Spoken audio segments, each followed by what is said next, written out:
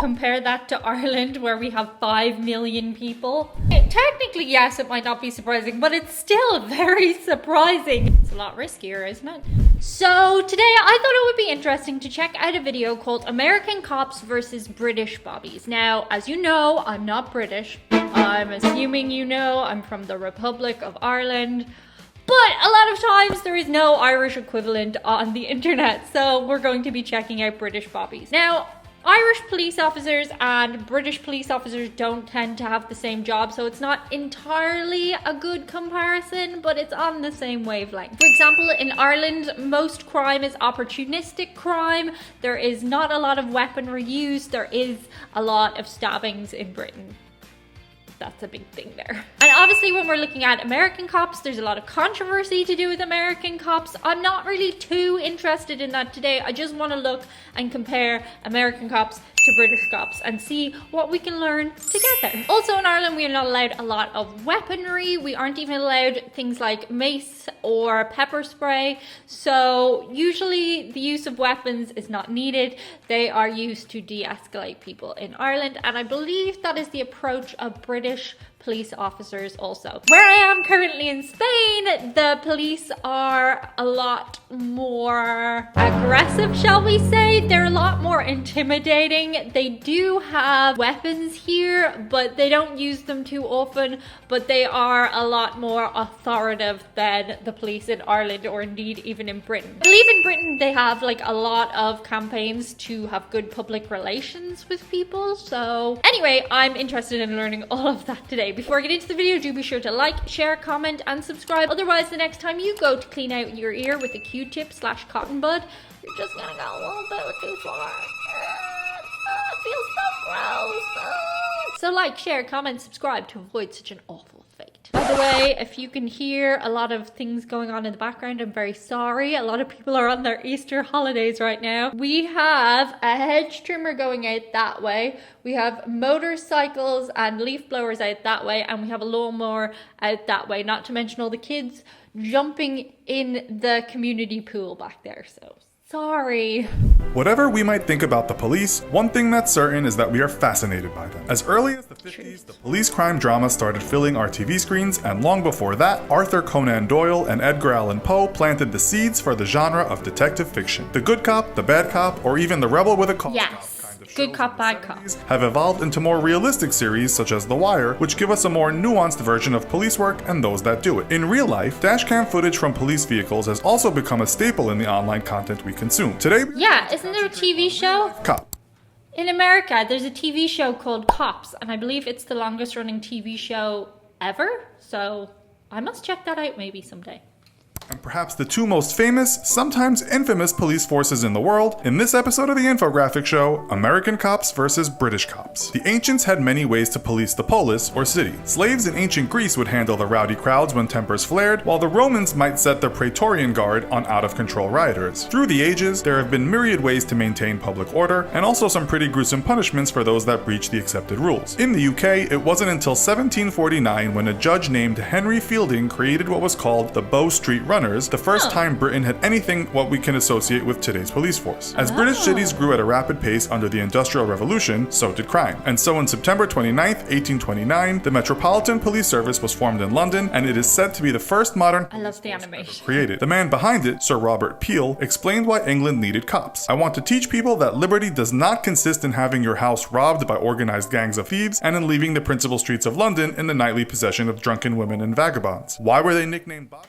Interesting. I can't believe it was that recent. I mean, I know that's not recent, but I thought it went back a lot further than that. So that's very interesting. Well, after their founder, Robert. As you know, the USA was noted for its Wild West outlaws. One of those was Billy the Kid, who was shot by Sheriff Pat Garrett in 1881. Like Britain, America had ways to control crime, but for a long time there was no formal police force, and so the job of keeping folks in line often went to private contractors such as the Pinkerton National Detective Agency. Systems including night watchmen, and even what some called goons for hire, weren't workable as the USA grew in population. It's thought that the first American formal police force was created in Boston in 1838, New York City followed in 1845, and by the 1880s, just about all American cities had an organized police force. Now that we know something about the history... Okay, so let me just check here.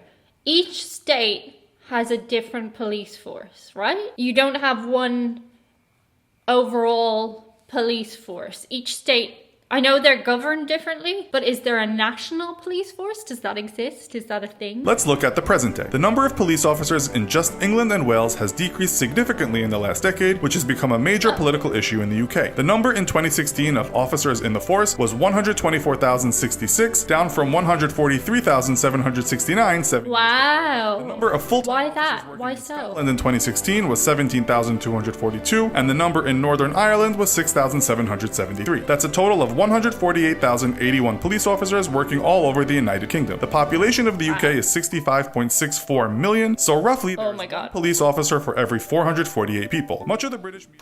Sorry, just put into context, compare that to Ireland where we have 5 million people. The public are saying that is not enough, especially as the crime rate rise in the UK is rising faster than it has in a decade. This includes a rise in violent crimes and homicide. Over the pond in the USA, crime rates are much higher, and as some police departments are looking more like military units, the role of police in society has met with some controversy. Finding the actual number of sworn police officers working in the USA in 2016 isn't that easy. This is because figures given by the US Bureau of Justice Statistics haven't been updated in a few years. The total number of police agencies in the US is around 18,000, but that includes all branches of police. If we take just local police departments, that number is more like 15,500, according to PolitiFact. Okay, I want to know how many police officers are there in Ireland.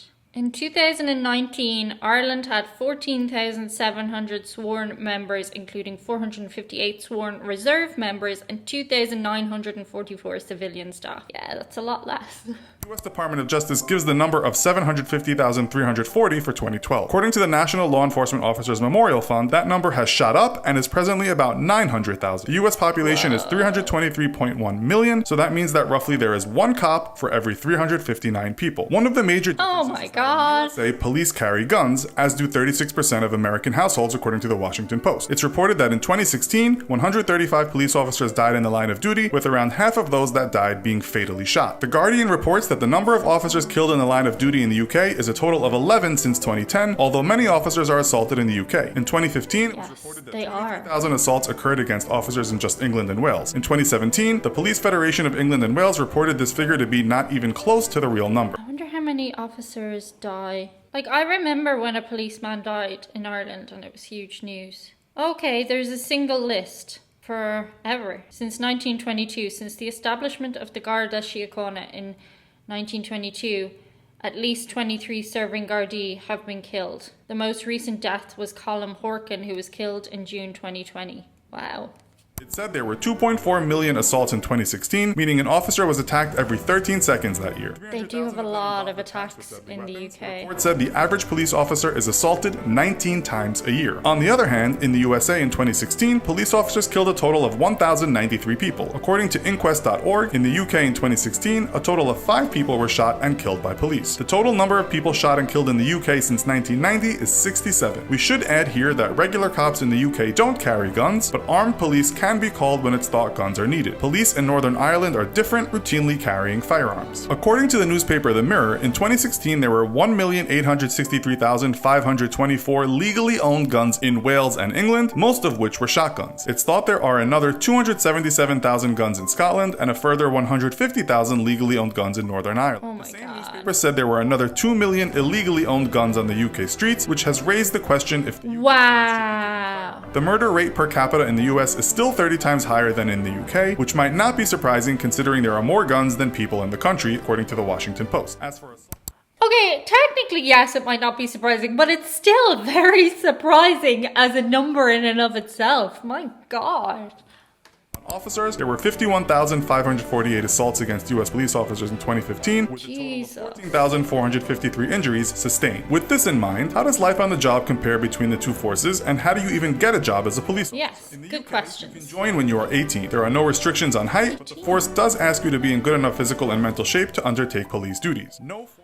Interesting. Here in Spain, they just got rid of the height requirement for the Guardia Civil. And in Ireland, there is no longer a height requirement for the Gardai. Qualifications are required, but you will need to pass some tests to get in. Pass them and you are in, just as long as you haven't committed any serious offenses in the past. It's similar in the US, although the police force does usually ask for a high school diploma and that you are either 18 or 21 depending on the department. You'll have to train at a police academy and have either a clean criminal record or have only committed minor offenses. Love that movie. There is no minimum or maximum height or weight limit, but in the academy you'll have to pass certain physical agility tests. Nowhere does it state you have to enjoy eating donuts. Wages vary. In England, Wales, and Northern Ireland, you can expect to start your career as a police constable on anything from $25,000 US to $30,000. If you work hard, UK career websites say that within about 7 years, that wage can be $48,872 US. Okay. You should work a 40-hour week. Surprising. Police work can often mean overtime and also emergency callouts. You'll get 23 days annual leave and also full sick pay. The pension varies depending on time worked, but the average police pension in the UK is thought to be around $20,465 a year, and the normal retirement age is 60. In the US, salaries differ from state to state, but a rookie cop working in the NYPD can expect to earn $46,288 per year. After 5.5 years, this could rise to $90,829 if you have done well. Other states have wages closer to $30,000. A lot riskier, isn't it? $70,000 according to career website Cron. You'll get 10 days paid vacation to start with, but after 5 years it will increase to 27 days. You'll also receive unlimited fully paid sick days, medical benefits, dental benefits, and optional retirement after 22 years on the force. Like the UK, you will work around 40 hours a week in shifts, but that might change with overtime. How much pension you receive can be affected by multiple factors, but various websites put the average police pension anywhere from $58,000 to $62,000. With money in mind, we'll end the show there. Where would you rather be a cop, the UK or the US? Is that question they were about to ask even a question? Where would you rather be a police officer? Ireland. A lot of those numbers were very surprising to me. There's a reason I didn't go into law enforcement. It's just not something I enjoy, conflict. So if you're good at conflict resolution, then I think being a police officer is a great job for you. Obviously, this is a divisive subject. I'd rather talk in terms of wages and time off and just the comparison level of things. So if you can, feel free to engage with one another in the comments below in a respectful way. That's it for today. See you guys on the other side. Bye. You were so noisy during that whole video. Yeah. Not just you, everybody else too. All the lawnmowers. Oh God, this is not my day. Why, universe? Why do you not want me to make videos today? Why? I should listen to the universe, shouldn't I?